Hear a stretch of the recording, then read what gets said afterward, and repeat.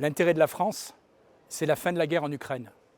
L'intérêt de la Russie, de l'Ukraine, de leur population, c'est d'arriver à des négociations de paix rapides pour interrompre le conflit. Il est naturel que Moscou comme Kiev cherchent à poursuivre leur objectif militaire.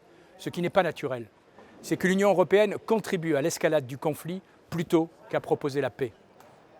En votant cette semaine une résolution pour désigner la Russie comme un État parrain du terrorisme, le Parlement ne poursuit qu'un objectif de communication, puisqu'en droit européen, la notion d'État parrain du terrorisme n'existe pas. Emmanuel Macron a refusé de prendre une telle décision au G7 le 28 juin dernier.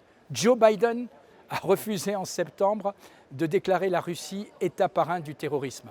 5 pays européens sur 27 seulement ont pris une telle décision. Alors pourquoi le Parlement européen cherche-t-il à contraindre les États membres à poursuivre une politique étrangère qu'ils ne souhaitent pas adopter? Eh bien, il y a 3 raisons à cela. La première, c'est que notre Parlement se nourrit d'une haine pavlovienne de la Russie.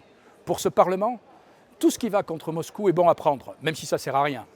La deuxième, c'est que les néoconservateurs américains utilisent le Parlement européen pour faire pression sur Joe Biden. Nous sommes devenus les pions d'une campagne de communication propre aux États-Unis. La troisième, et c'est la plus grave, c'est que l'Union européenne a épuisé tous les recours dans cette guerre.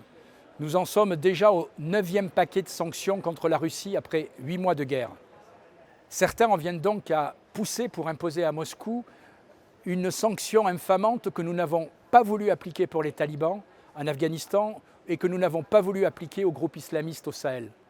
Or, quelle option nous reste-t-il après avoir épuisé toutes les sanctions possibles contre Moscou? Il reste la guerre. C'est à cela que les initiateurs de cette résolution veulent nous pousser, en faisant passer le souhait du président Zelensky avant l'intérêt vital du peuple français.